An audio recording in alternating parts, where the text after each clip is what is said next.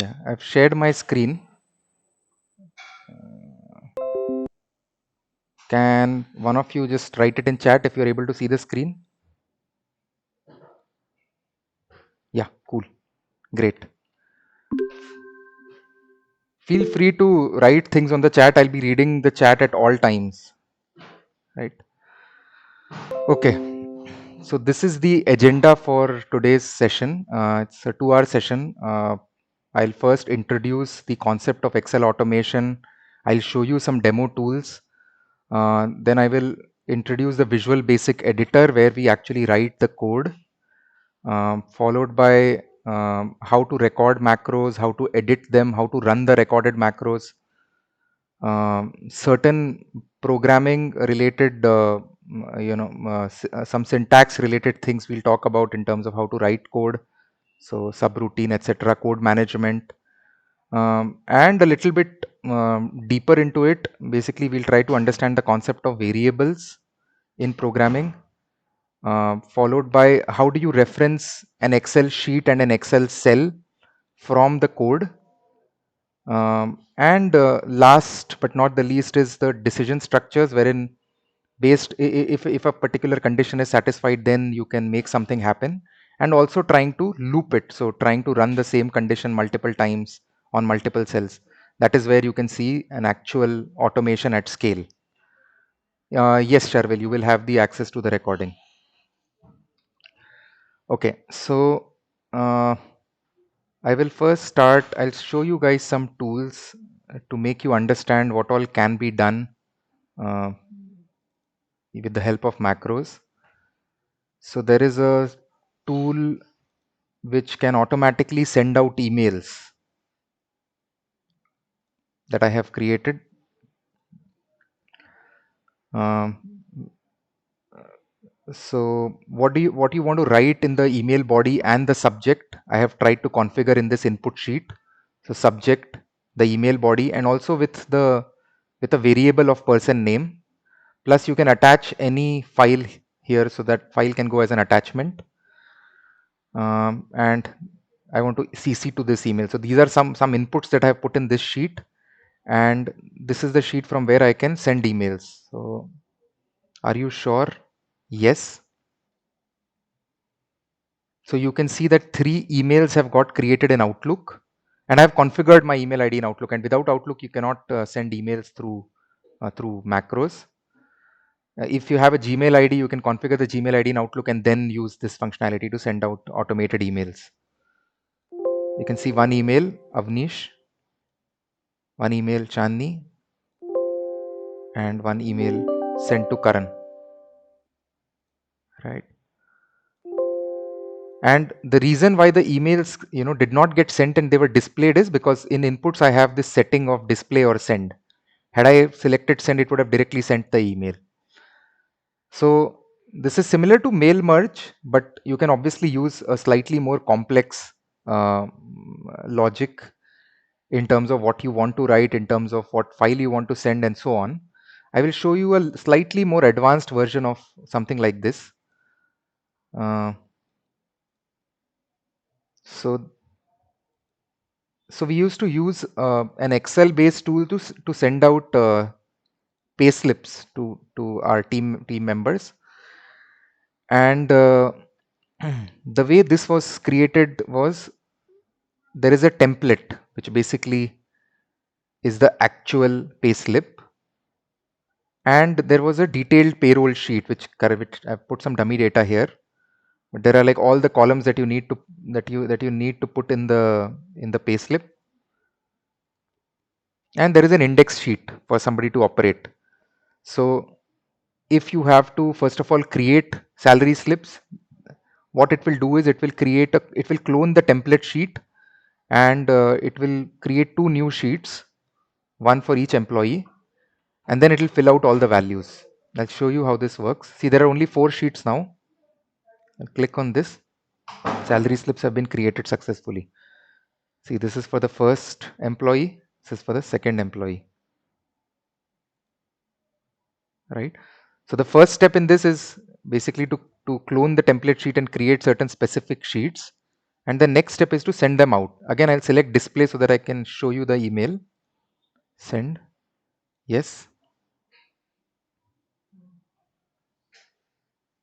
See, 2 emails have got created. So this is for Chandni. So we'll just open and check.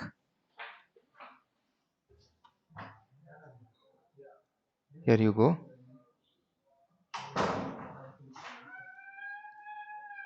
And the other one is for Karan. I'll open this. Here you go. So the individual sheet was first converted to PDF and then it was sent out. Right? Then it was attached in the mail. So this is a slightly more advanced version of what you can do with auto emailing. You can send very specific things to specific people. And yep. So this is one of the other things that you can do. If you, let's say, want to collect data from certain people in a specific format, in a specific Excel format, you can do that, and then you can eventually consolidate data.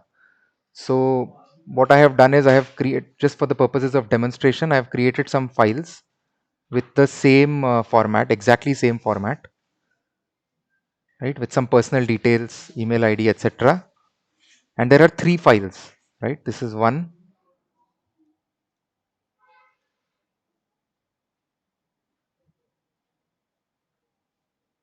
This is the second one, and then there is a third one as well. Right now, what I want to do is I want to consolidate all of this data in a single sheet. Right? I want to actually create a raw Excel data format, and obviously these are multiple files, so I can't do much with multiple files. I want all of the data in one single file. So there's a tool that I've created specifically for this data format.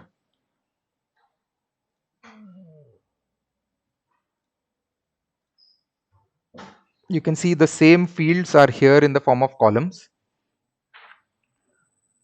and in those respective files, those fields were somewhere here in rows, right?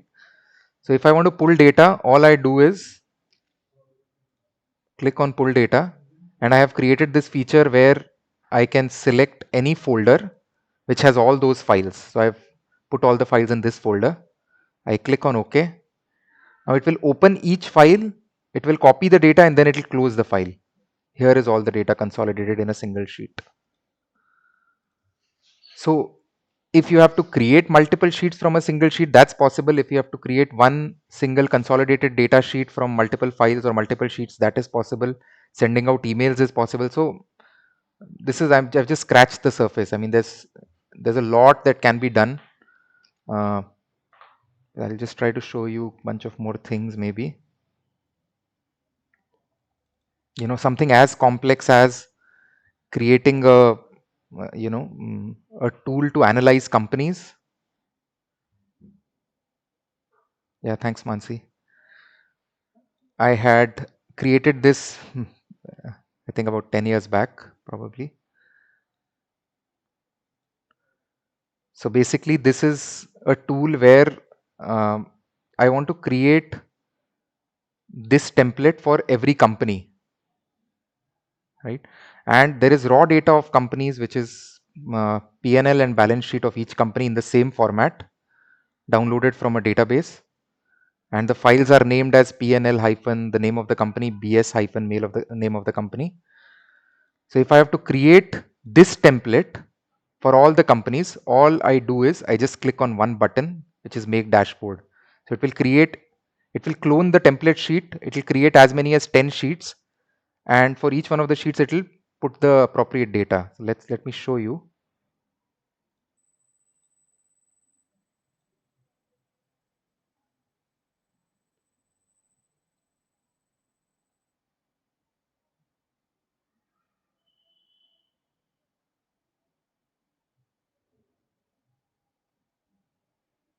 Obviously, this is a little bit of work, so it's taking some time.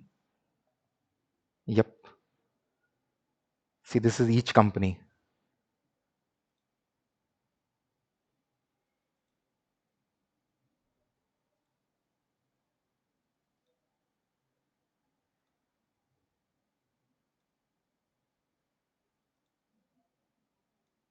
right? So this was, I mean, to be very frank with you, most of the effort probably was spent in creating this template and then mapping the values from each of these sheets to the template sheet wasn't that big of a, that wasn't that big a job, to be very frank. So yeah, this is the extent of what all you can do using macros. And I want to end on a lighter note. So I'll show you a game that I had created to play Housey.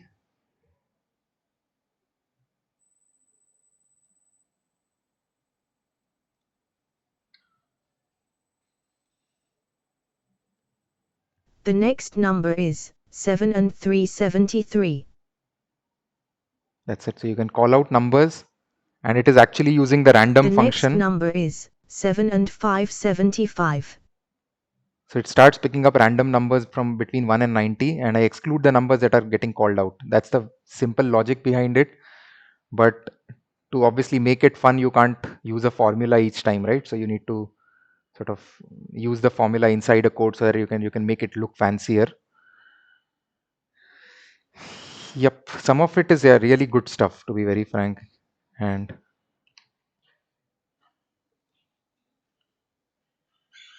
right, I won't go too deep into this. I mean, there's a fair bit of time before you can start creating certain complex stuff. But I think basic things, if you work a little hard, I think you should be able to crack it. Right. So let me start now with the session. So, yep, it can, Garv. It can make your Excel presentations look cool. In fact, it's been a while that I've actually made a presentation in PPT. I mean, I generally use Excel to make presentations. Also, what we are trying to learn here is things that you can do within Excel. But to give you a bit of background, you can using Excel you can even automate PowerPoint. You can automate Word. You can pull data from text files. You can pull data from web browsers. So it's not just that you can you play in the same Excel file. You can actually do a lot more with it. Second of all, this VBA that we are trying to learn, I mean, right now we are only going to look at Excel, but you can actually write VBA code in Outlook, you can write VBA code in PowerPoint, etc. as well. So, to give you an example, if you, let's say, for every mail that you receive in Outlook, which has a particular subject, let's say you want to download all the attachments of all those mails in a folder, you can actually totally automate that process. You can do a lot more with Word, PowerPoint as well. But Excel is, I believe, the simplest to learn. And once you know certain basic things about Excel VBA, maybe you can even explore other applications. And VBA basically stands for Visual Basic for Applications, which has been sort of created by Microsoft for developers to use and to automate their processes in any of these Microsoft Office applications. Yeah. So if you write, a macro in a file, you have to make sure that you save the file as XLSM, which is this format. If you save that file as XLSX, which is your regular Excel format, the macro part of it would get deleted. So it won't be there in the file anymore. So next time you open it, it'll be gone. So you have to make sure that you save the file as XLSM, and it's also beneficial because when you receive a file from anyone, and if you receive an XLSM file, you can fairly guess that there is some code written in it. And if you receive an XLSM file from an unknown source, you should never open it unless you know the person who sent you the file. There could be a virus as well, right? Somebody can write some malicious code which can harm your files or copy your data as well. So be very careful when you open any XLSM files. That's the reason why from XLS, which used to be a common format for macro as well as non-macro files, Microsoft created these two separate formats, right? And whenever you have an XLSM file in which you've written some code, you can run that code only when the file is open. You cannot run a macro in a file that is not open on your Excel, right? It has to be open. However, if you want to write, some automation which you want to use across files, you can actually convert that to something called as an add-in, which has this format XLAM. And when you create an add-in, You can do a lot more with it, right? I'll show you what all you can do with an add-in. You can even create a new tab here. Like you can see this, right? MOWG toolbar 20. I have created this add-in for one of our clients. And there are a lot of functionalities in this which are specific to the client. However, there are some generic functionalities as well, right? I'll show you some generic functionalities.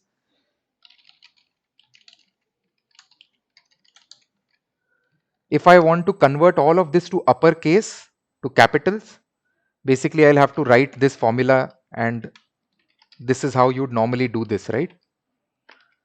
But so using this toolbar, I have created a feature here, format sheet, all uppercase. See, all have automatically got converted to uppercase. All lowercase. I'm just giving you an example that this particular these particular automations functionalities can be used in any file, right? This is linked to my Excel. So if I open a new file, which is a new book, I can still see this, right? However, when you have an Excel SM file, you can only run the macros if you have opened that file. You cannot run that macro on other files. All of those things, it's not possible to do. Yes, I made the add-ins by writing code. So it is the same as macros, but you have to just make a few changes. And to be able to create this menu, there is some other scripting that you need to know. Anyways, we're talking too ahead right now. It took me a few years to be able to create a menu like this. Okay. Yeah, but it's possible.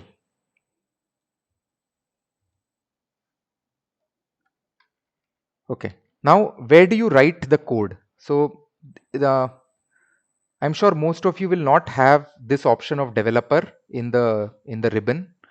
So you need to get the developer tab, for which what you can do is you can go to File and Excel options. Here there is an option of customize ribbon. Yeah, Garv, you're right. Word has certain shortcuts for text, but Excel doesn't. Yeah, so you go to customize ribbon, and here there will be a developer ribbon which would be unchecked by default, developer tab. So you can just check it, and once you check it, it will be here in your menu. Right. There's another shortcut. You can right click anywhere and click on customize the ribbon. You will directly come here. Can save you some time. So once you have this developer tab, you need to go to Visual Basic, and the shortcut, there's also a keyboard shortcut Alt F11 to get there. So this is the Visual Basic editor. It will look something like this. So I'm sure if some of you have opened this, you must have closed it the very next minute. It sometimes looks like this when you open it for the first time. So first thing, if it looks like this, you make sure that there is a Project Explorer here, which you get by clicking on View and Project Explorer, like this. So this basically shows you all the files that are currently open in Excel. You can see there is a toolbar that will always be there because toolbar is attached to my Excel application. And then any file that is open will be visible one below the other. If I open a new file, I open a new workbook. See, it's opened a new book 2. And whenever you have to write any code or a macro in a file, you will write it inside that file and not any other file, right? So this is the file that I'm currently working on, VBA training session file. I can click anywhere here, and then I can insert a module like this. You can see a new module has got inserted here, and now I can write my code in this window, which is called as my coding window. Right, very important to know how to get the Project Explorer and how to insert a module. Now, for the purpose of this training, I'm going to oversimplify things for you guys. So I'm sure that there may be a lot of things that I'm not even talking about at this point, and just take me on face value at this point. I mean, when you get to that level, you will figure out on your own. Or maybe I may conduct another session later, which is a far more advanced session. But right now, just assume that code is only written in modules, and this is how you insert a module and you write your code. right? Now let me write a simple macro. Now this is how you start writing a macro. There are few things which you will have to memorize, okay, which is like the basic underlying syntax of Visual Basic. That is something that you need to understand. But I would say almost 95% of the things can be directly generated through Excel by recording macros. So you don't need to remember a lot of things. You only need to remember certain very basic syntax, right? Which is the underlying principle behind how you do programming, right? Uh, okay, so this is how you start writing. You write something called as sub, which is short for subroutine, which is where I'll write my macros. And then you give the name to the macro, which is, say, my macro 1. So as soon as you write this and you press enter, you will see that these two brackets get formed. For this point in time, just ignore these two brackets. We don't care about them. And automatically there'll be end sub that will come up. So whatever code you want to write will be written between the sub and end sub. Okay. And I can write anything. For example, I want to write a message box.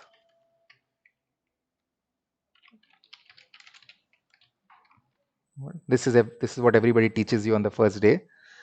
So message box is just a one line command which you need to know. So you need to know the syntax of a message box. It is MSGBOX. And whatever you write after that, you have to write in double quotes because this is a static text that I want, which is always in double quotes. So I hope you guys have used Excel enough to know about this. And uh, if I have to run this, there are multiple ways to run a macro. One of the ways to run is if I'm writing it here, I can rather just run it here. So there is a run icon here. So you can directly run it from here. This is what it has already run and it has shown me the message box, right? But obviously this is not something that you do more often. What you'll do is you will go to Excel and you will try to trigger the macro from here because you're in your sheet and you've already written the code, so you're going to execute it from here. To execute the code from here, one of the ways is you click on macros. Here it will show you the entire list of macros that you've written in your file. And this is the macro that I want to run, my macro 1, which is pre-selected because there's only one macro here. I can click on run and it will run the macro, right? I can also, if there's something that you're using day in and day out, probably you can even give it a shortcut key. So you can select this, you can go to options, and there is an option to give it a shortcut key. You can use any of the letters except the common ones, like you can't use Control Z, Control Y, Control S, and so on. Say I use Control Q. Okay. Now I have given this a shortcut Control Q, and what I will do is I will just press Control Q and it will run the macro. Right. A more user-friendly way for somebody to run a macro would be through a button, right? So you can, in the developer tab, there is an option insert, and there are a lot of form controls here. Just ignore all of them for now. There is a button at the top left. So you select the button. Now you can draw the button anywhere on the sheet. As soon as I draw the button, it will directly open this window where I can assign it a macro. So I can assign it the macro. If you were not able to do it the first time, or if you want to change, what you can do is you can right click on the button and click on assign macro. And now you can again select the macro, right? Whichever macro you want to assign it to. You can even rename the button, right click, edit text. I've given it a name as well, so that anybody who's trying to run will understand what the meaning of pressing this button is. My first macro.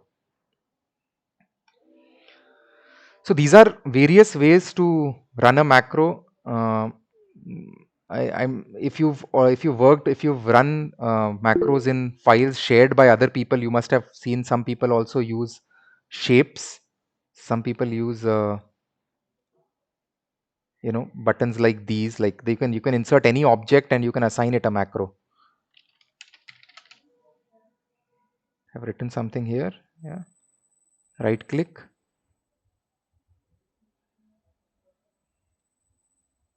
Assign macro. Here you go. See, you can see a hand here as well.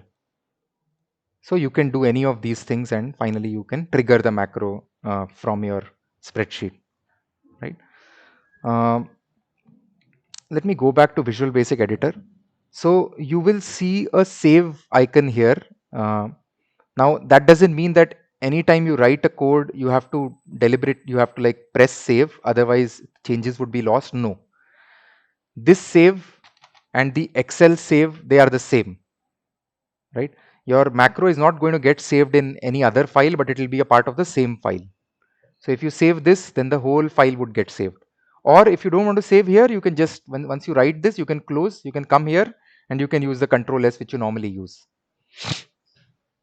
right? um, One thing to remember is that typically when I run any macro, this is something that you need to be very careful about. If I run a macro and something gets messed up because it's automation, right, at the end of the day. So let's say I've made some changes to my Excel files or sheets or whatever. There's there's no option of undoing it. So you will have to make sure that before you run any code, make sure that you save your file first and then you run the code. So that in case you figure out that things are messed up, you can at least close the file without saving changes. But there's no other way to undo anything once you've run a macro. That's not possible, right? Okay. Now getting back to VBA. If you have any doubt at any point, feel free, write it down here, no problem. I'll try to address it. Now I want to write another macro. So how will I write it? I can write it in the same module as well, or I can insert a new module. In this case, I want to write it in the same module. So I will just write sub my macro 2. Again, I press enter. See, it has now even created this line so that I know that my first macro ends here and this is where the second macro starts, right? Okay. So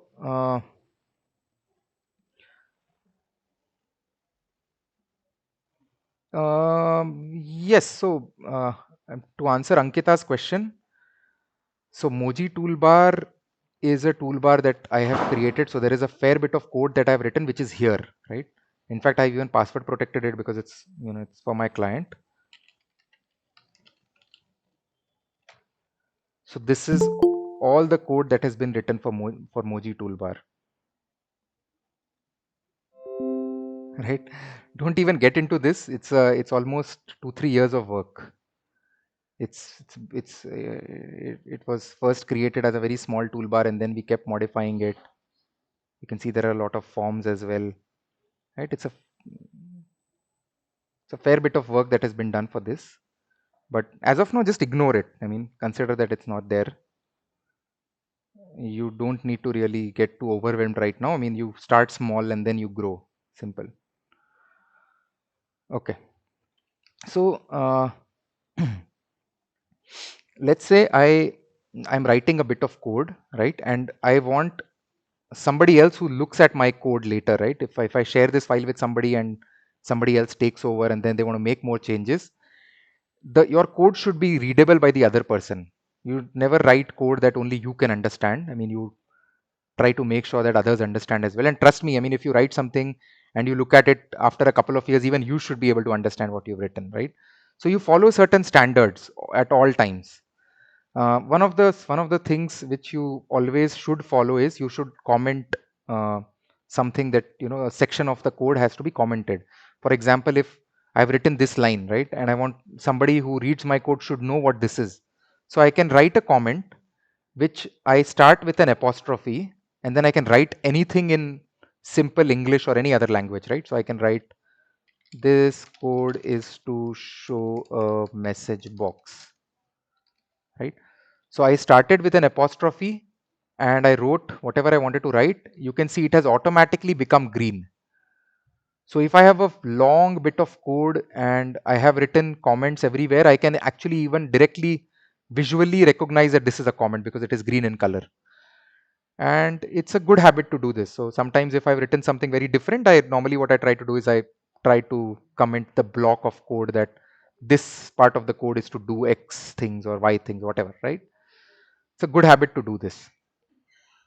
Also, you will see that I have a habit of indenting the code. So rather than writing code like this, okay, I indented the code slightly, and you will find out why I'm doing this.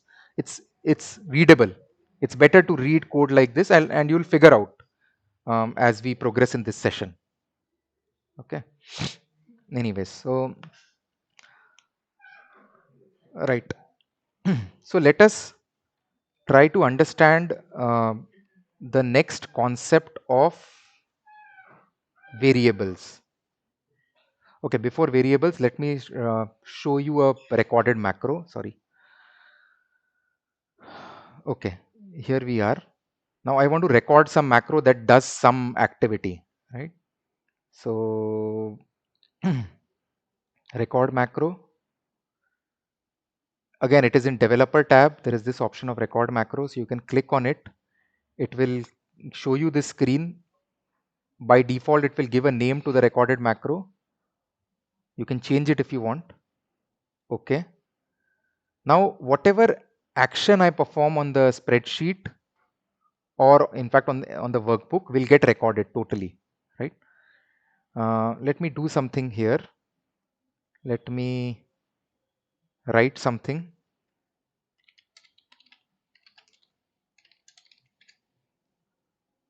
Then let me make it bold. Let me give it some highlight. Let me change the font color. Okay, and let me give it borders as well. And let me auto fit the column. These are the steps that I have performed. Right. Once I'm done, I can just stop recording, and there is an option to view the recorded code in Visual Basic Editor. So let me just go here. You can see a new module has automatically got created here, right? So I can click on this module and it is showing me macro 1, which I had recorded. There's a lot of code that has come up, and don't worry about it at all. To be very frank, I don't remember how, the syntax for doing all these actions. What I also do even today after about 15 years of experience is I record code and I try to use it in my code, right? So what we will try to do is we will try to rerun this. So I'm just deleting this, okay? And I'm going to rerun the macro that we have recorded, which is macro 1. And I will give a button. I will assign it to macro 1. I'll let this be button 2, no problem. See, as soon as I clicked on it, it gave me the whole, the everything that I'd recorded into code has now been run from the code to the spreadsheet. Yes, Suchitra, as soon as I selected the option of record macro, any step that I performed, there was a code that got generated, the corresponding code. Sorry. What I will do is, one second. Don't worry, I'll deactivate my add-in so that it doesn't show all that code. Yeah. So what I did was I recorded the macro, I performed some actions, and it created this code.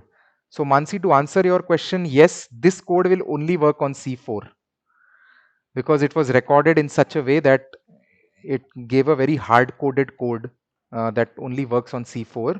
But I'm going to teach you how to make basic changes so that you can make the recorded code work anywhere you want. That's a part of the rest of the session that I'm going to talk about, right? But at least you know how to record code and how do you run it, right? Both of these things you know. Okay. Uh, yep. It is efficient because you don't need to remember any syntax. Otherwise, this was a fair bit of syntax, right? And you don't want to memorize it. Okay, I'll go back here.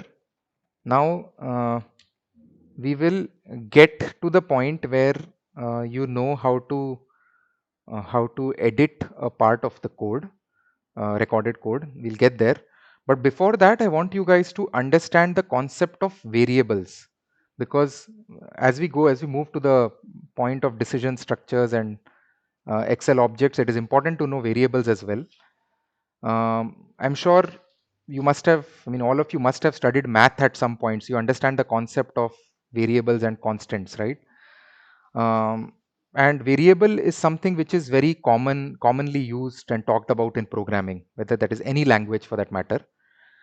Um, I think the most basic variable that all of us know about is x, right? So let me give x a value, say 10.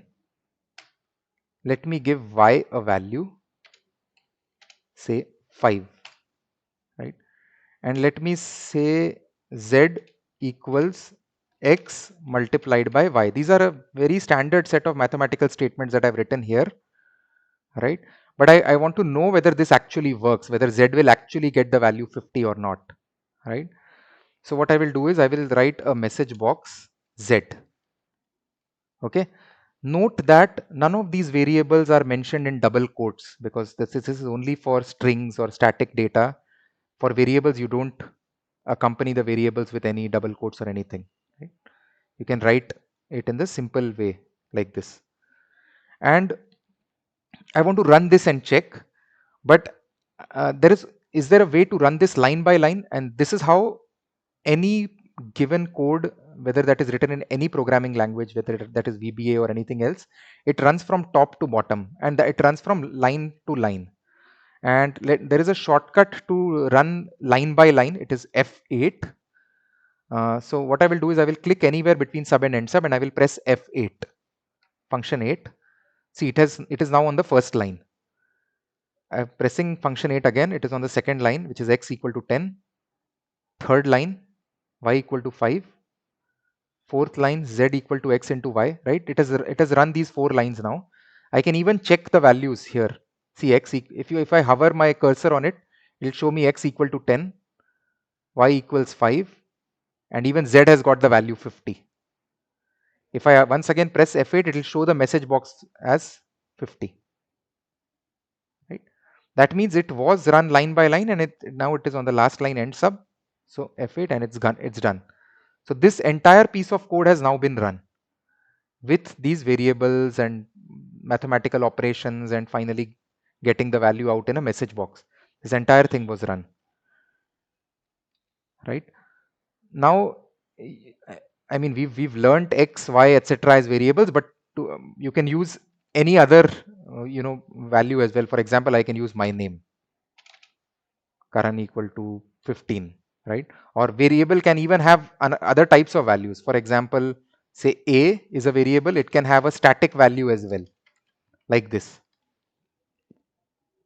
So variables can have any type of value, be it date, be it time, be it date time, be it strings, decimals, integers, anything, right?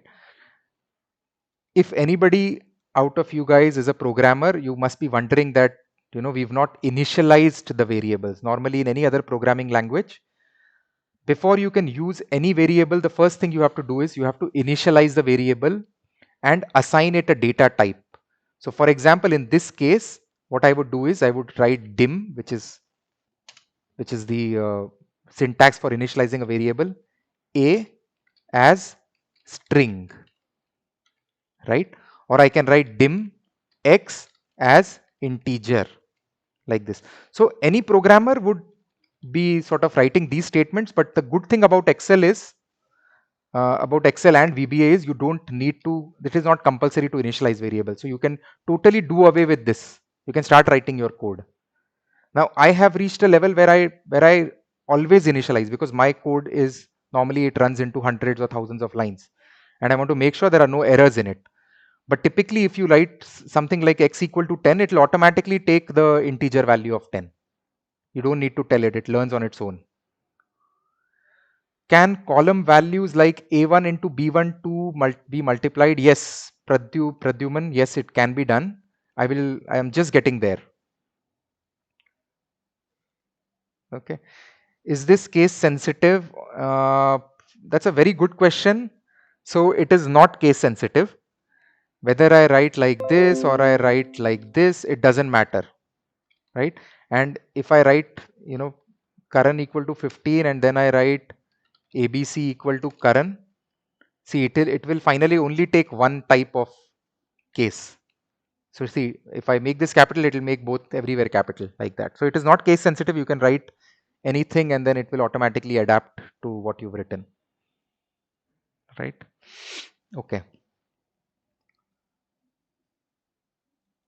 So yes, I believe you guys at least understand a bit of variables because we will end up using this slightly. So you need to know the concept of a variable in VBA. Okay. So now coming to the most important part, which is understanding Excel objects. Now all that we touched upon till now is fairly basic, and it's basically something to do with having some idea of how programming is done.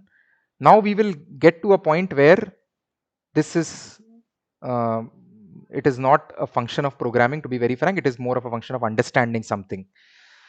So if I'm writing any code here, right, and say, as Pradyuman asked, right, can you multiply values of A1 and B1? Yes, we can do that if we are able to identify those cells from my Visual Basic, right? So we will learn the concept of how do you um, write the syntax where you can point to certain Excel objects, which could be a sheet, it could be a workbook, it could be a cell, it could be a range of cells, and so on and so forth. So I will write a new code, my macro 3, right? Now, let's say I want to do the other way around. I want to put some value in, say, the cell A2. I want to put some value in cell A2, and I should be able to write cell A2 some way, right? In some way, cell A2 equal to this particular value. So how do you write that? You write that. Wait, there are many ways to write it. I will start with the most basic way. Range A2. Okay. Now I have actually referenced that object which I'm interested in. Dot the property that I'm interested in, which is the value property. Now this the value property of an Excel object is the most common property that you will end up using in your code. Probably 95% of the properties are only value properties because normally you manipulate only values, right? Obviously you can also change formats, or you can change background color or fill color, whatever, right? Those kind of things also have corresponding code, but we'll get there. Right now, for you to understand, dot value is the most important and the most common property, right? Let me write Excel. So range A2 dot value equal to Excel. And what I will do is I will create a button here and trigger the code from the button. See, irrespective of whichever cell is selected, wherever I am, it will put a value in the cell A2 only. Got it? Now this is not the best way to reference an Excel object. I mean range A2, right? Because range A2 is there on every sheet. So sometimes if within your code, if you're moving from one sheet to another sheet, you don't want to be confused. You don't want this range A2 of another sheet to get the value Excel, right? You are looking at one particular sheet. So let's say if that sheet is sheet 2, what you would rather do is, instead of writing something like this, you would write sheets sheet 2 dot range. So now this code definitely means that you are now talking about this cell only, because this is sheet 2 and this is the cell that you're interested in. And if I do this, here you go. So you made sure that you've explicitly mentioned the sheet name. That's the reason why you write something like this, which is a better way to write to reference an Excel object as compared to this. So remember this thing. If you are only working on one sheet, no problem, you can write this, because this works on the active sheet. In fact, there is another way to write this. You can also write active sheet dot range a2 dot value equals Excel. It's the same. This and this are the same. They'll work on the active sheet. But if you want to say, for example, I am in sheet 1 and I want to manipulate that value in sheet 2, right? So I am in sheet 1 and I want to change the value in sheet 2. So I cannot use both of these. I'll comment them. I don't want the compiler to read this. So I only want this line to be read. I'll click on play or run. Now see, this is not there in this sheet, but this is there in sheet 2. So it's always better to give the full reference. Now, another way to do this is, instead of mentioning range A2, you can mention something like this.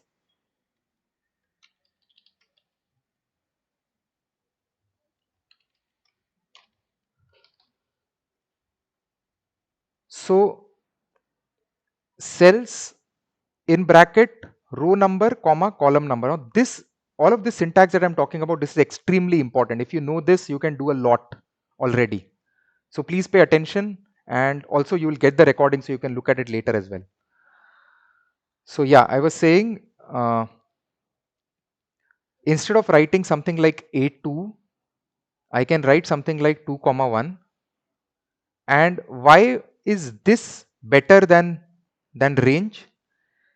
Because here it is very easy for me to increment my columns. If I want to, let's say, perform the same action on multiple columns, column 1, 2, 3, 4, I can simply increment 1 to 2, 3, 4, and so on. It's easy to increment numbers. Is it easy to increment letters? No. In moving from A to B, there's no logic as such.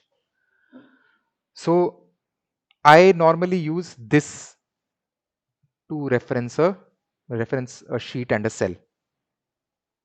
And I'm totally used to it now. So this is something that you need to kind of remember.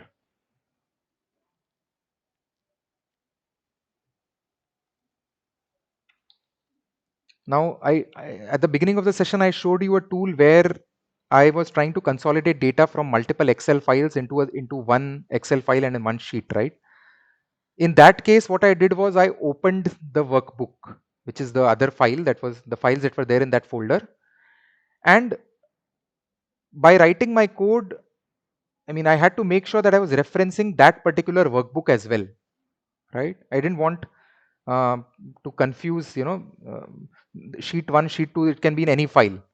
So the code that I wrote there was workbooks, the name of the workbook. Say, for example, it is xyz.xlsx dot sheets. Say it was sheet 2, for example, dot cells 4 comma 1, or whatever the cell may have been, dot value equals whatever. So if I write this, okay, point number 1, yes, no, xyz is not the name of the sheet, it is the name of the workbook, the file, right? The file name of this file is this, right? Similarly, I just wrote a random name, which is like, it's a dummy name. If you have to reference to another workbook, you need to write the name of the workbook like this, with the format as well, with the extension as well. And this will only work if your workbook xyz.xlsx is open. If it is not open, it will not work. right? So when I wrote that code, the first line that I wrote was open the workbook with this name.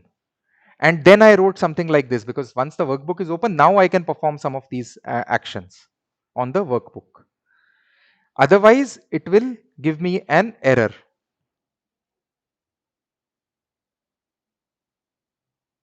For getting the data of multiple cells from single workbook, I have write this code many times. Uh, if you are asking Ankita that do you have to write this piece of code a number of times, there is a way to automate this. I will show you how. I mean, if I have to, copy data in 10 cells and there is a pattern to it, I can actually write only one line and just capture the pattern. So I don't need to write this code 10 times. I'm going to show you that as we proceed. Okay, so let me try to run this code and see if there is an error that comes up. There should be an error, right? Because I don't have another file by this name that is open.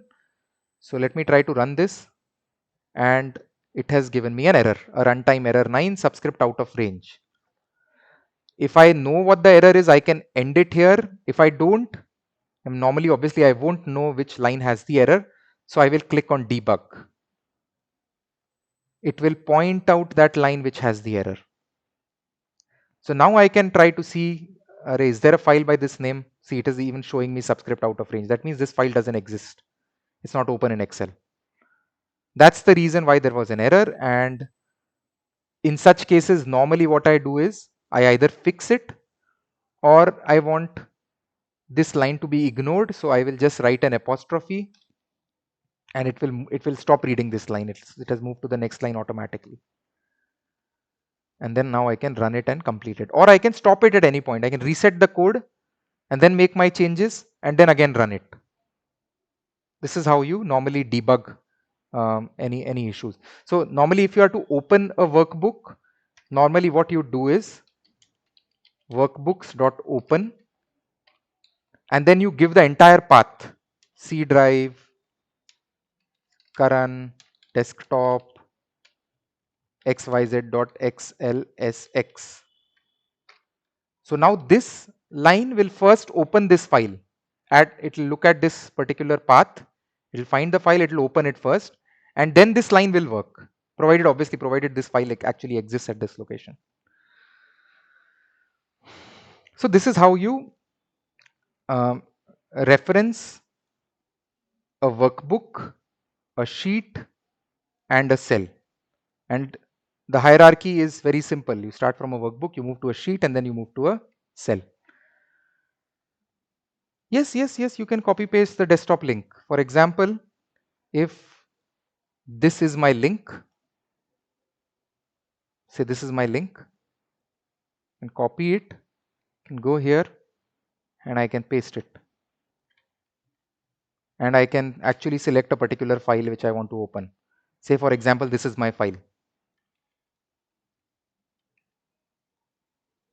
Right?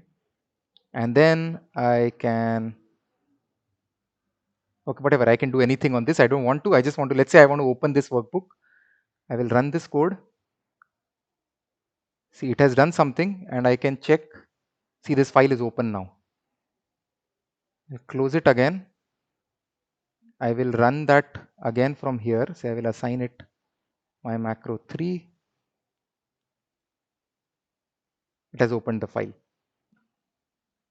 And let's say if you want to normally perform any activity which is within your Excel workbook, right? You can simply record it. But if it is something to do with opening an external object or something like that, you simply Google it. Till date, I Google a lot. I'm not in the habit of remembering things. I just Google Excel VBA code to open a workbook. You want to see?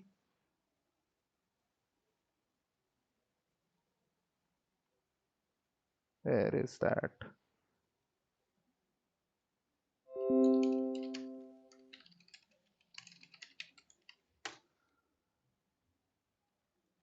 Normally, first or second link should do it.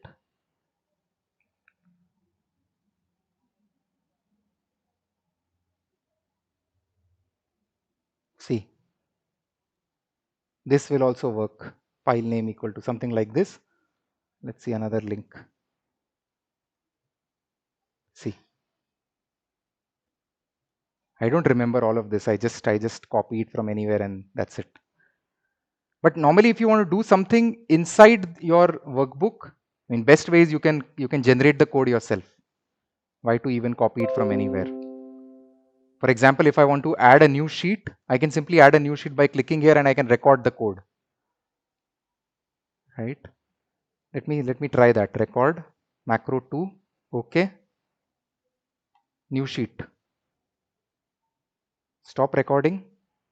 I go to Visual Basic, module 2. See, generated the code for me. I don't have to work hard to remember these things. I mean, by now I remember, so I've done this like millions of times by now. So, in fact, I remember most of this part as well by now. But yeah, that you get that with practice. Otherwise, you simply record. Yeah. So this is how you reference. There's one more way that I want to show you, which is also pretty useful at times, is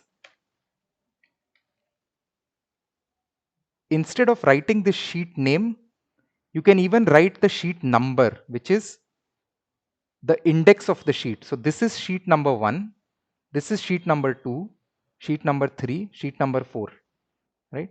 So if I am to reference sheet 2, I can write sheets 3, numeric, that's it. No double quotes, nothing. Sheets 3 dot whatever you want to write. So now this will reference this particular sheet. Why is this useful? Because sometimes you want to run from one sheet to another sheet and perform the same operation across say 10 sheets. And you don't want to mention 10 different names. Rather, you'd make sure that they are in an order and you run the code for all the 10 sheets. And it's very easy to increment this value, right? From 3 to 4 to 5 to 6 rather than sheet 2 to say sheet X to sheet Y. It's impossible to know the names.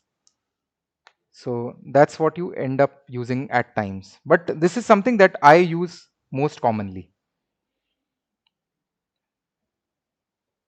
Right? And you can also do the reverse. So here I have put a value in this cell.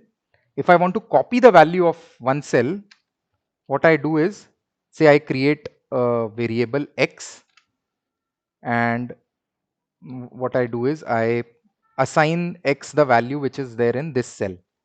So I can also do X equals this. It can be both ways. So you can extract values or you can put values in cells.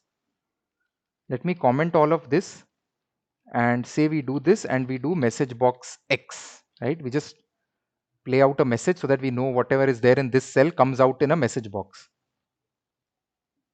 I think I had assigned it to my macro 3, yeah. I'll put another value here, VBA. See VBA. I'll put another value here, macros.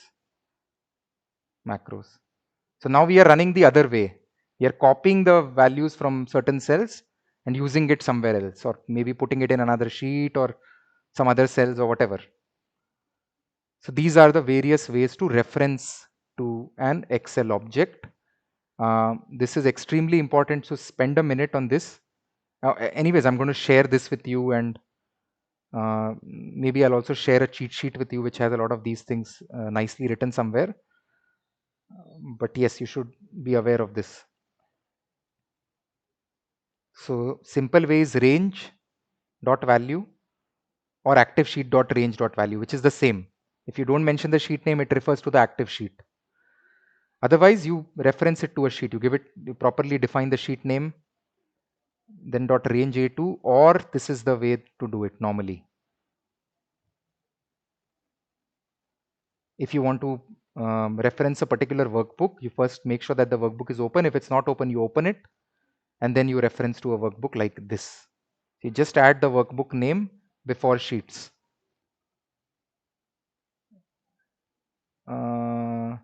Yep, I mean, so what I wanted to show Suchitra was that rather than only putting values in cells, you can even extract values from certain cells. So I've commented everything here. So I'm only running these two lines. So the first line is whatever is there in sheet 2 cell 2 comma 1, which is cell A2, I am taking that value in X, and then I am just putting a message box of X. So in this case, whatever is written here in A2 gets assigned to the variable X, and then that is shown in a message box. So whatever is written here will come in message box. Right? I'll write your name. Here you go. Right?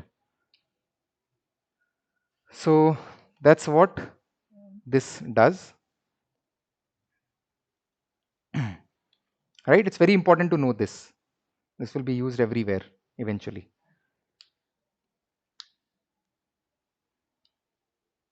By the way, similar to active sheet, you can also write active cell dot value equals Excel. So whichever cell is active, it will basically give it the value Excel. You can see.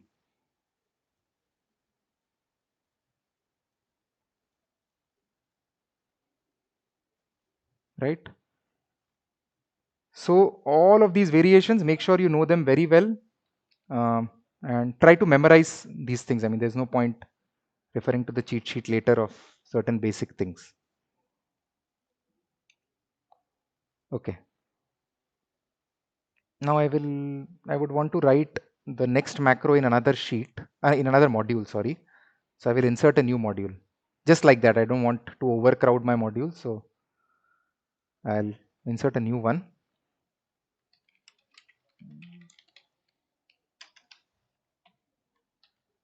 Okay. Now what we will do is,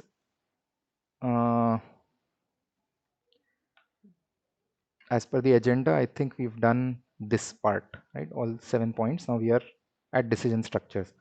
So let me ask you a question. Say, okay, let me just.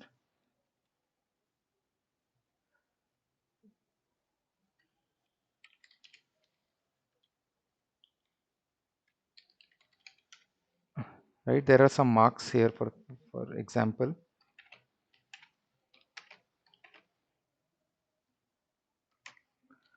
And let's say if the passing marks are 40, anything below 40 is a fail, and anything greater than equal to 40 is a pass.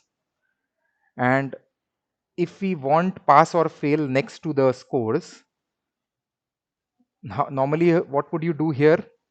I mean, anybody who has used Excel enough would, yep, you can write Excel formulas as well in VBA, which I'll show you later. But yes, you normally write the if formula, the if function equals if bracket open my logical condition, which is this, less than 40, comma, I want fail in double quotes, comma, what if the condition is not satisfied, I want pass. Right? This is how you write an if function. So it has a logical condition, it has a then part. So what if this is satisfied and what if this is not satisfied, right? So the same way we create decision structures in VBA as well. So this is the syntax to write a decision structure. You start with an if. It is a very simple statement, right? If, say for example, I write, okay, let's try to get these scores here. Okay, let's try to get the value in B1 corresponding to cell A1's score. So what will I write? If I want to give reference to this cell, which is in sheet 3 and cell A1, sheet 3 dot cells A1 is 1 comma 1 dot value is less than 40. Then this is how you write the first line of if. which has your if word, which has the condition, and which has then. And you write an end if. That means if this condition is satisfied, only then this part of the code will run. Whatever is there between if and end if will run. It can be multiple lines as well, right? And what if this condition is not satisfied? You can also write an else. So this part will run if the condition is satisfied. True, false. I have just written a comment for you guys to understand.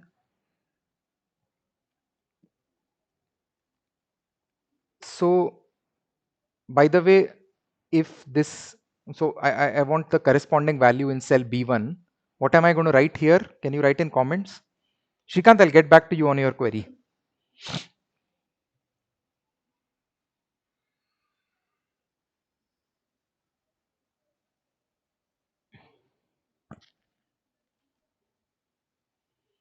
Okay, I am expecting the actual syntax that I'm going to write here.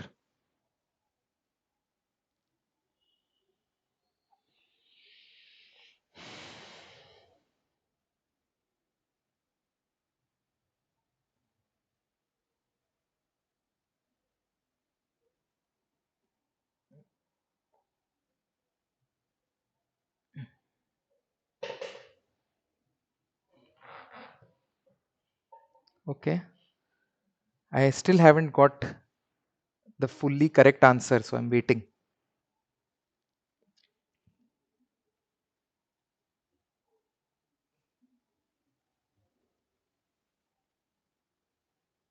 Yep, that looks okay. There's a slight mistake, and I want people to correct that mistake that Ankita has made. In fact, there are 3 mistakes. Yeah, dot value missed, that is one. Rachit seems to have done a course in C, maybe during engineering or whenever. Yeah, but yeah, we're going to print pass, but in that cell. So you want to write the value pass or fail, right, in that cell.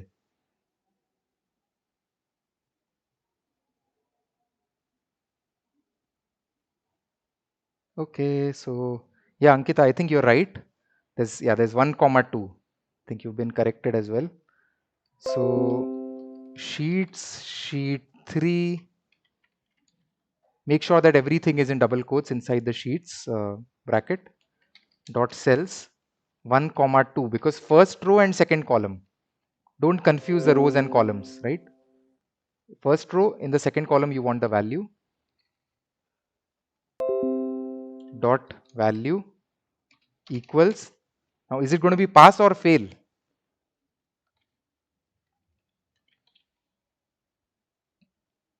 Right, the condition is less than 40, right? It will be fail. Yeah, correct. Else it will be pass. Yes. Right, so this is the code that we've written. Let's try to run it on the file. Let me again insert a button. My macro 4. See, there's nothing here. It's giving a fail. If I change this, it'll change to a pass. Right? So this is functioning, but only on this row, on the first row. If we have to make the same logic work on a number of rows, you don't write this code over and over again. I mean, I'll just remove it. You'll have to make sure that you do something which will automatically work on multiple rows. You don't want to write this. I mean, it would have been then easier to write a formula inside or do other things. So what we can do is there is a concept of looping. Yeah, that's correct, Ankita. So what you can do is you can simply run these set of lines again and again and again. And I will, to demonstrate this, I will create a small macro where I will show you the syntax. So till now what you've learned on the syntax front is sub and sub, the concept of variables, how to comment something, how to get a message box. You've learned these Excel objects, the syntax for each Excel object and the various variations in this. You've learned if, else and if, right? This is almost like the last piece of syntax that you need to know, which is how do you write a loop. So you start with for. So there are multiple types of loops. There's for, there's do while, there's while when, but the most basic and the most commonly used loop is for. So just if you know this, you're okay with it. So for, after for, you give a space and then you give any variable, which could be x, y, z or anything, but it's a good practice to use the variable I, right? If anybody is reading your code and they see for I, so they are more comfortable with it. I'm more comfortable seeing I, and so is everybody else. So you try to stick to standards, right? Equals 1, 2, say 4. So for the name of the variable equals first number and the last number, and whatever is there between for and this word next, this will be looped. Okay, and just to understand how loop works, we will run this particular macro line by line. So I will just write a message box and I will give I in the message so that we know what happens to I during the course of this loop. Right, I want to run this step by step, so I will use F8, which is the shortcut. Okay, it has gone, it is now at the for line, it has now run the for line, so it has given I the value 1. So if I run this line, I will get message box 1. Now I press F8, it has now, after next, it has again gone up, so it has now incremented the value of I from 1 to 2. 2. Then I gets the value 3. And finally I gets the value 4. What will happen after this? Will it go back here or will it exit?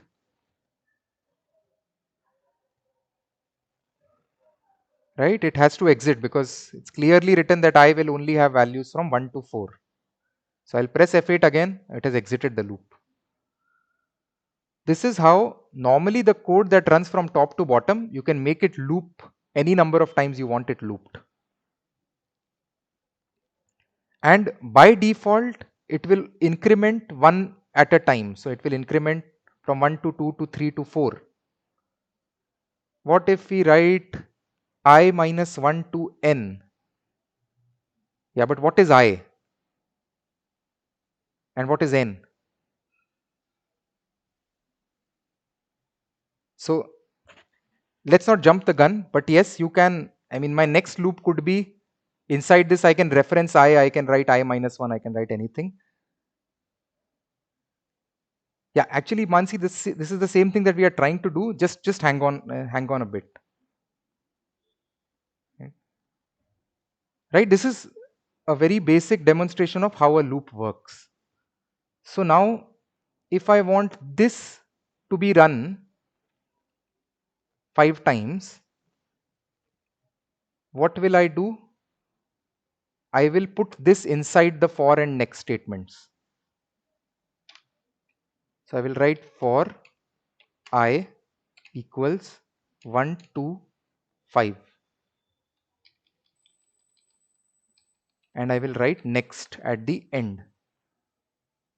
And I will just indent this a little so that I know that my for ends here, my if ends here. It's better to view it like this.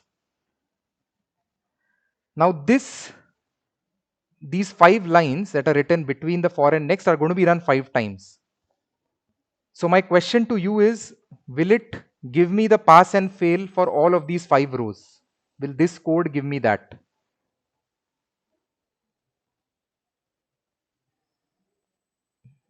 Okay. No. And what do I do if I have to make this work?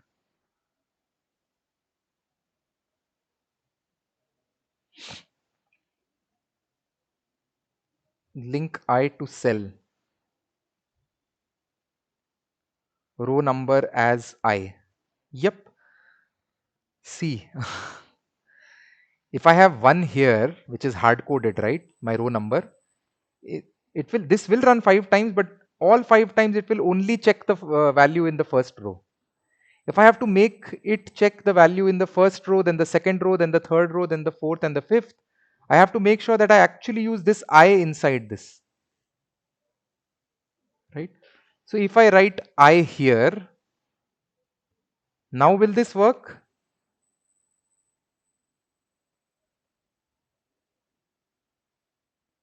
No.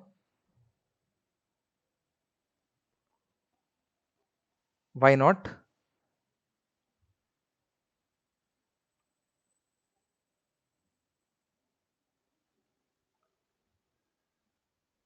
Number also should be there. Not very sure what that means, Shrikant.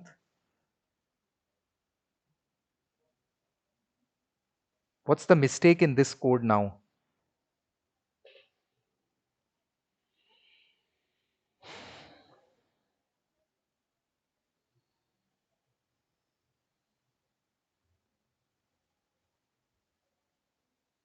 Anybody?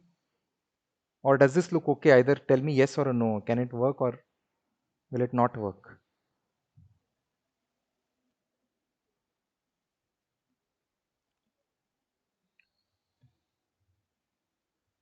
Yes, that's what I was waiting to hear, Laksha. Thank you. So if I am checking the ith row, which will be the first row, then the second row, then the third row, the value of fail and pass should also be in the ith row, right? Rather than the first row hard coded every time. Otherwise, every time it will check the values, but it will only put fail and pass in this cell in the first row. So it should be I throughout like this. Right now, this can work and we can see, we can check that. Again, I think it's, yeah, it's assigned to my macro 4. Let me delete this. Here you go.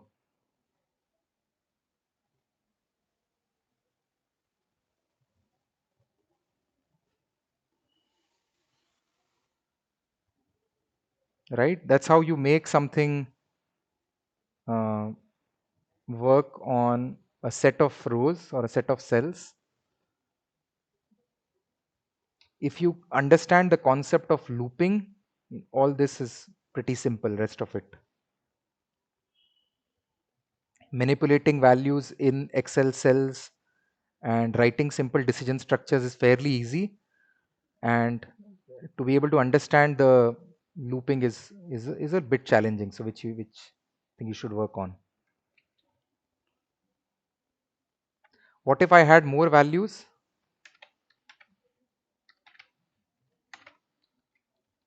Will I have to always keep changing this?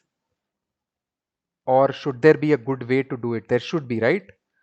So you can straight away get the last row of any given column. And the logic of getting last row is that you start from the last cell of that column and you do a control up. I mean, you don't do it, I mean, you let the code do it. So when this is done, you get the last row, which is the ninth row in this case. And there is a hack for it. I think people have already figured out how to write that part, which is, and you can simply memorize this to be very frank.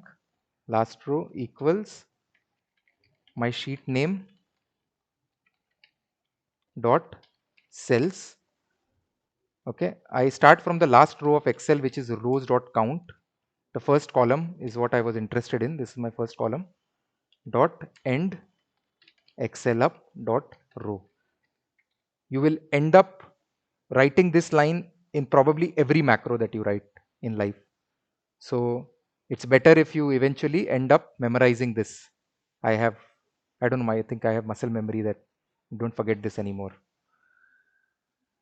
So, and the logic is the same. The logic that I told you, that you start from the last cell of Excel and then you do a control up, which gives you this, which gives you the cell, and you extract the row property of that cell.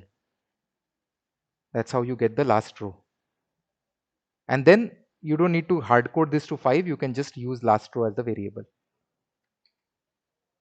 And I always like to end my macros with a message so that the user knows that it has been run completely. Now I can try to run this. See, it's doing till the 9th row, process complete. Another row, it has done that as well.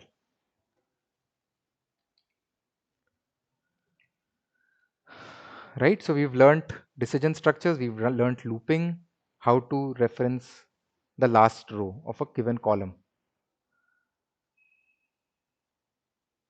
Now we are going to learn two things together, and for that purpose what we'll do is I'll create some data in sheet 4, create random data,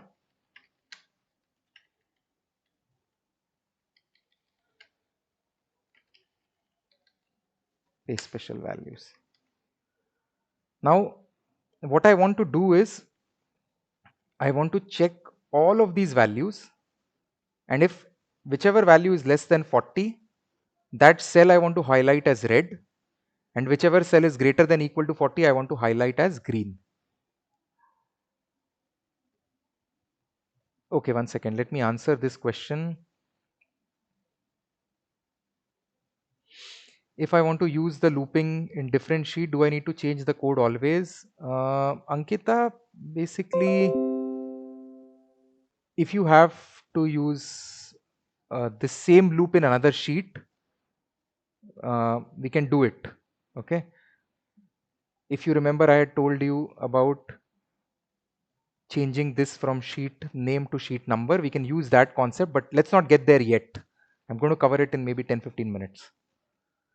Okay, so Yashita is asking, is this a part of syntax the way you've written, like if then in one line and then else in another line, or is it just to make it look good and will work otherwise also?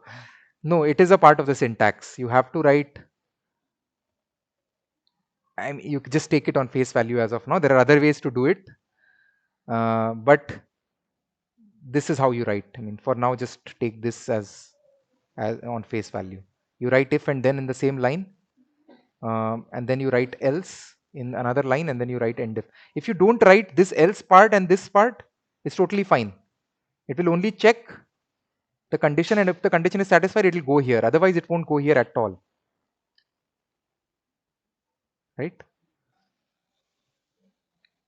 By the way, let me show you how this works. Okay, let me show you the part where it is going through the code. Okay, I'll do an F8, F8, F8. Now, so it has the value of last row as 10 now. Now I is equal to 1 to 10. If the value in the first row where I is 1, right? If the value in the first row, first column is less than 40. So this is less than 40, right? So it will go here. It will read this line. See. Will it go here? It won't. Because the value is less than 40, it has satisfied this condition, it will go here directly. It will skip the else part and directly go to end if. Then it will go to next, it will increment the value of I from 1 to 2. Now, is the second row first column less than 40? No, it is not less than 40, right? So it will now not read this line, but it will straight away go to else. See, then this line. So this is how it is performing the operation line by line. I just wanted you guys to know about this. And I started with F8, so I started reading one line at a time. At any point, if I want, I can just run the whole thing in one shot. Right? Okay. So let me show you this part where now what we want to do is we want to highlight cells on the basis of their value using the same condition, less than 40 and greater than equal to 40. How do we go about doing this? I want answers from you guys.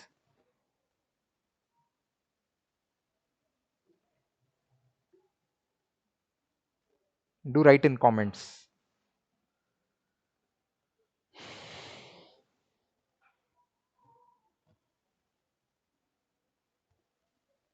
Yeah. I mean, conditional formatting is one of the ways you can do it for sure. That's an Excel predefined Excel functionality, which technically speaking, it follows the same logic that we are going to build now with code.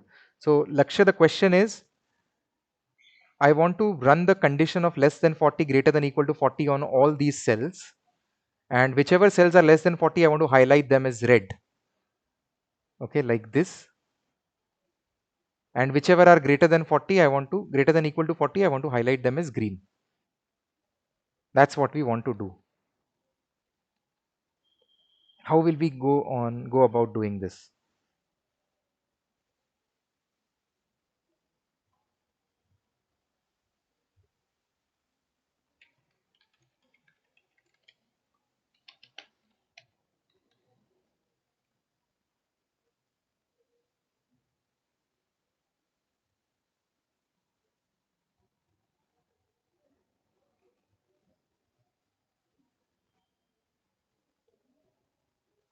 Okay, Ankita, the syntax may not be correct. What you've written is actually a loop line. Okay, ignored. You will have to define rows and columns.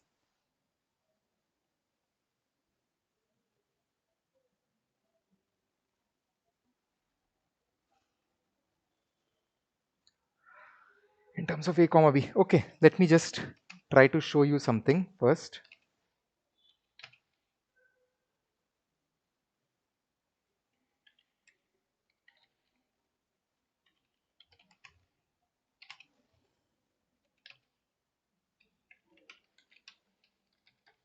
Okay, what I've done is I've just written another loop inside this loop just to see what happens.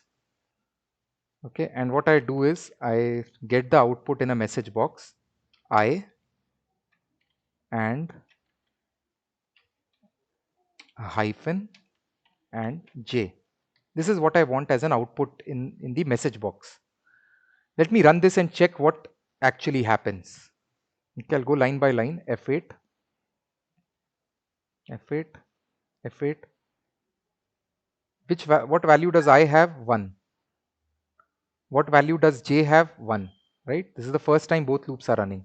So I'll get 1 dash 1. Okay.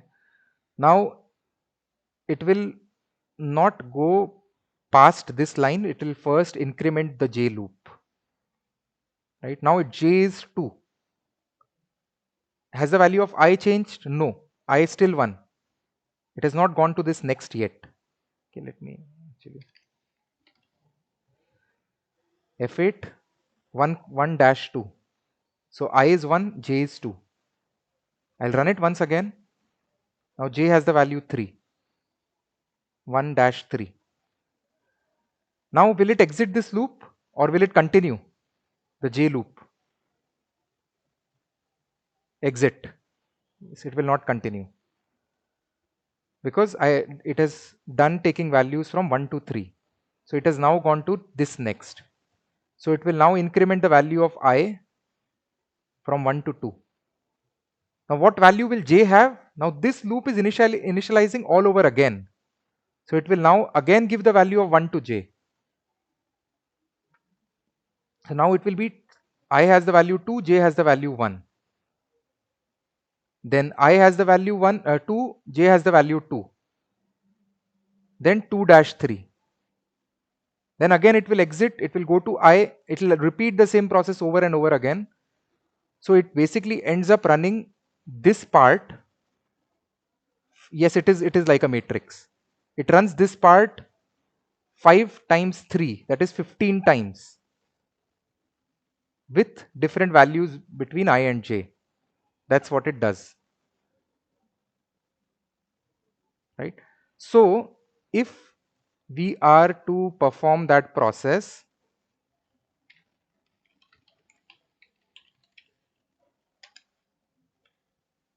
which process? The process where we are going to check all of these values.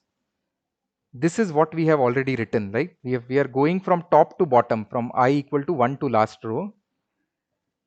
If we add another loop inside this, which is a j loop, that runs from the first column to the second to the third to fourth to fifth for each row, you can write for j equals 1 to 5, and you can write, and you need to write a next for this j loop as well.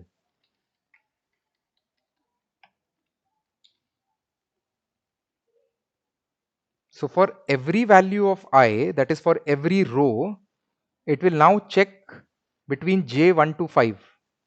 It will assign, it will, for the first row it will run that loop 5 times, for the second row it will run the loop 5 times, and so on, right? This is called nested loop.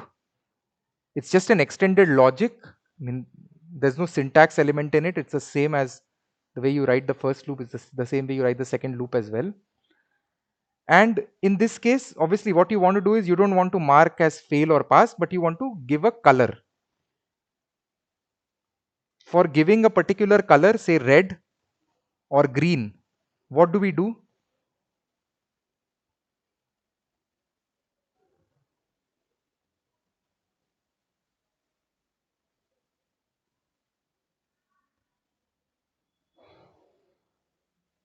Do we remember the syntax of how to write the code to color cells, or do we generate it?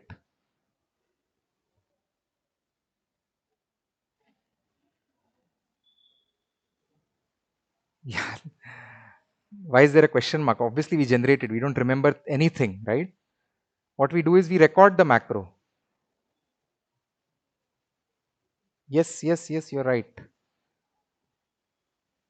I record a macro in which what I do is, I first give a red fill color, and then I give a green fill color. So now it must have recorded two different sets of lines, one to color red and one to color green. So I can go here, I can stop the recording now, and we can check the code. Where is my code? It's in module 2, macro 3. See, there are two sets of statements, this and this, which are used to actually give a color. This one, the first one was red color, so we copy it onto our part of the code where we need to color red, which is less than 40. So right now what I'm doing is, I'm just simply copy pasting it, and also since I want to indent it, I'll just get that done. And the part where I actually highlight as green is copied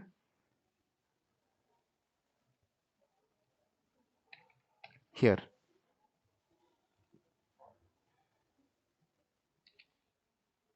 Okay. If the value is less than 40, color red. If the value is greater than equal to 40, color green. Now you guys have to tell me what is wrong with this code. What is it that we need to do to make this work? Whoever answers it gets to attend my next class, which is the advanced one. Need to change the columns within J. Okay. So are you saying that this needs to be changed, Ankita? Yes. So the last time we had written this code, we were only checking the first column here, right? Now we are checking the first, second, third, fourth, fifth, all columns. So, so the code has to run this way, right? So let me just do an F8. So right now I is 1, j is 1, right? So this should check which value? First row, first column. So I have hard coded this to the first column, but if I replace this by j, let's see what happens. Okay, the value is less than 40. So it's going to, it went inside this code, right? Let me comment this part of the code. I'm just commenting it so that we can just see where it goes. Right? So the first time it went inside here, right? And the next time I will still have the value 1, j will have the value 2, which means that we have to check this cell. And then I1 J3, then I1 J4, I1 J5, then I2 J1, I2 J2. So it is going to check like this. And this way it is going to check all of these 15 times 5, 75 cells for this condition, right? That's the reason why we write I comma j. Brilliant. What else do we need to do? So this was a way to like block to comment the entire block of selection. Comment, uncomment. Anyways, yeah. What is the other mistake in this?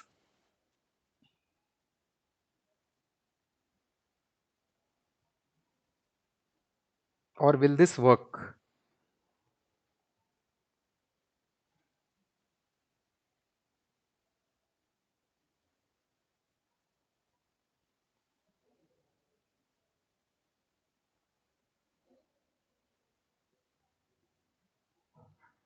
Laksha, Suchitra, anyone? It will work. That's called confidence.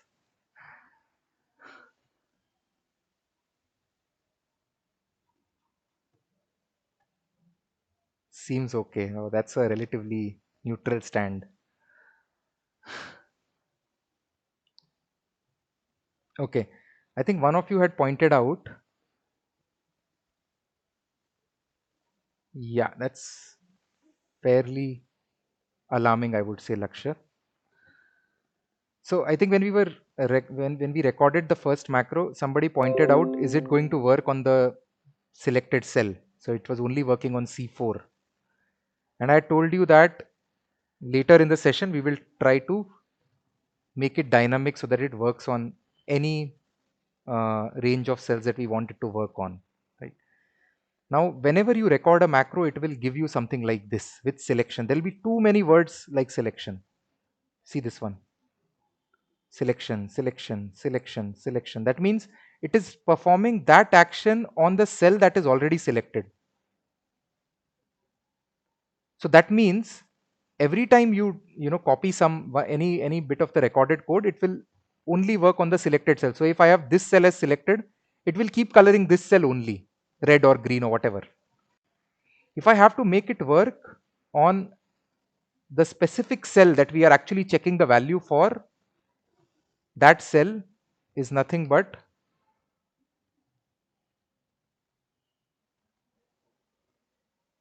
this. So inside these two loops, we are checking for the condition of cell I comma j, which is ith row and jth column. And every time this condition is satisfied or not satisfied, we have to give the appropriate color to this cell only and not to the selected cell, right? So what you simply do is you copy this Excel object reference and you replace the selection with this. And that's it, right? This is the simplest hack. We sort of only recorded the code and we made it a little bit dynamic so that it could make sense in our particular spreadsheet. So we have to add the color to this particular cell in both the if as well as the else, right? So if the value is less than 40, now this cell, if it has less than value less than 40, this same cell will be colored red. If not, the same cell will be colored green. Fair point? Is this clear? It's pretty fundamental, so it's very important for you to understand this. I mean, something like this cannot be googled.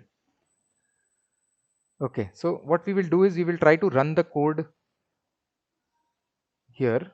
Let me insert a button and let me see what's it's called my macro 7.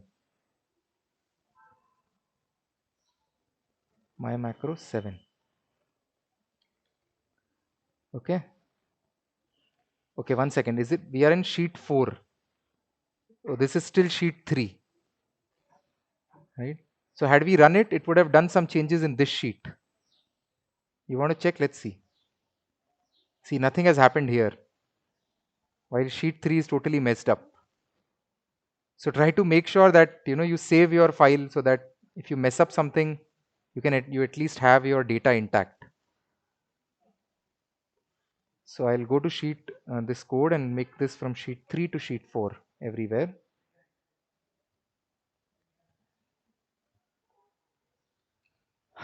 Yep.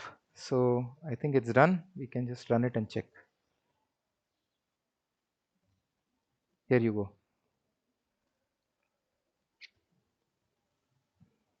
Basically, the underlying logic behind conditional formatting is the same. What we've written is exactly the same. We've actually tried to build the same logic. And once you start doing this, you can automate any process. Once you know the underlying logic of how to automate a process or write some code, then you can do anything the way we did in terms of creating new sheets and all those things. You can then start doing. I think maybe Ankita pointed out, or not sure who did, but somebody pointed out that can we perform the same action on multiple sheets? I think, yeah, it was Ankita. Do we need to change the code all the time?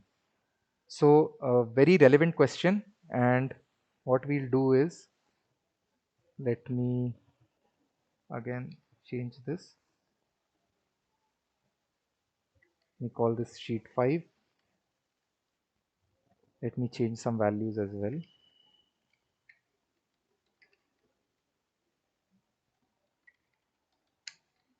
Right?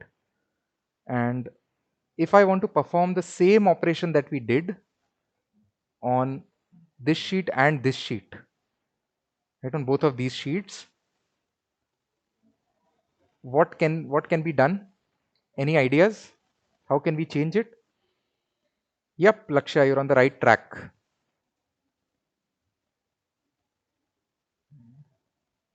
I think we have a pretty good hit ratio. I mean, there are some 5-6 people who are really, I think, getting a hang of it. Maybe everybody is, but I hope it's everybody. So you are right, my friend. We can actually put sheets. No, yeah. So not 4 loops. We're talking about 3 loops here. And remember, I told you that instead of writing the sheet name, yeah, instead of writing the sheet name, we can just write the sheet number. That's where now this is going to be used. So sheet 4 is which sheet number? 1, 2, 3, 4, 5. And this is sheet number 6. So I can simply write this as sheet 5, 5, 5, and 5. And first time we run it on sheet 5, sheet number 5, and second time we run it on sheet number 6. Can't we write active? Mansi, we can write active, but then in that case, you will still have to write a loop where you activate that particular sheet every time. So you activate the 5th sheet, then you write active sheet everywhere, then you activate the 6th sheet, then you write the active sheet syntax. It is not advisable to do that. It's advisable that you actually give the sheet index number somewhere, right? So this will only run on sheet number 5. If you want to make it run on sheet number 6 as well, what you do is you write another loop k equal to 5 to 6. Now where does this loop end?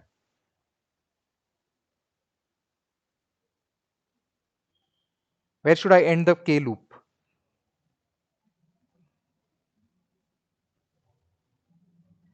Should I end it somewhere here or here? What part of the code do I want to run for sheets 5 and 6?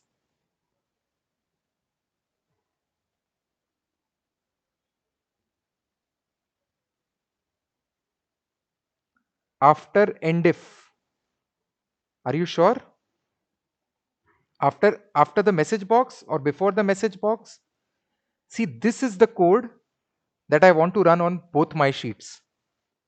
So I put this entire batch of code inside my loop. Yes, before the message box. If you put the message box as well, then message box will also be looped. So there'll be two messages: process complete, process complete. No, Suchitra, if you put it after the message box, as I said, yeah, you don't want two message box, right? You just want one single message after the entire process is complete. And to be able to better understand the next for each for, what we can also do is, it's a good practice. So this J is ending here. So after this next, I can write J like this, just for my understanding. It's totally optional. Then here next I, here next K. So we are actually inside the fifth layer now. When we are, so this code is a fairly deep code. I mean, there are too many layers inside this. Now, once I introduce the concept of K as another loop, I don't have to hard code this to 5 or 6 anymore. What should I replace this with? Yes.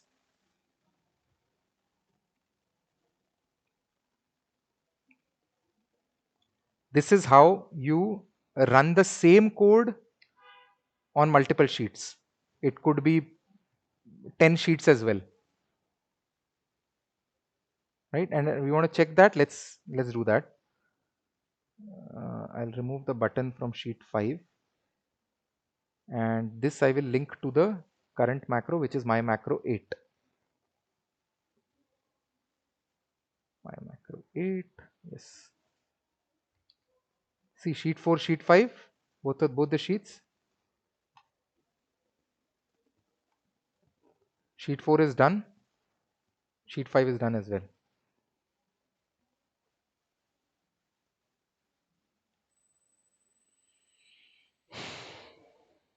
Yeah, so this is how you basically put everything together, and you're able to record macros, you're able to make the code dynamic enough, you're able to write decision structures, simple variables, you're able to reference to Excel objects. Yeah, Sharvil, that's totally okay. And eventually use the concept of loops and run your code multiple times so as to actually perform automation at scale. So this was what was the agenda for today. Um, Obviously, there's no end to what you can do. I mean, it's really vast. Yeah, I will definitely share the recording as well. You can go through it again, and feel free to even write to me anytime in case you're stuck anywhere, or right, you want any help. Feel free to write to me. Uh, yep. Anything else from anybody? We still have a couple of minutes. Can we have the advanced session? Yes, we will have the advanced session this month. Because of the overwhelming response, I had to conduct 6 sessions. This is the fourth one. There'll be 2 more sessions, and after that, next month we'll try to get some advanced session as well, where we can probably even do some user forms, and there's also a concept of a user form where you can, you know, put buttons and those kind of things, the text boxes and all of that stuff. So we can do this probably in the advanced session, and a lot more things as well. I've just opened up the Pandora's box to you guys, and with the recording and with this session file, make sure you practice a bit and keep reading about it. Right? Anything else from anyone, or can we end it? Yeah, Laksha, when I send an email, I will also send a link to an ebook. Uh, you can go through it. It's a Excel formulas. To be very frank, yeah, we look up and all. This is not a part of what I'm going to sort of share with you guys. It's purely VBA. But to show you one thing, you can probably, it's worth knowing that you can use the formulas like this here. You can use standard Excel formulas inside VBA as well. Just so that you guys know, I showed it to you guys. So you can use, so you don't need to actually perform the entire VLOOKUP operation. You can simply use the formula. It's possible. You can read about it a bit. We can cover it in the advanced session as well. Great. Okay. Thank you so much. It's 6 o'clock. So have a good weekend. All right. Thank you so much. Yeah. No problem, Mansi. Thanks. I had fun as well. Thank you. Thank you. Thank you so much. Thank you, everyone. Bye bye.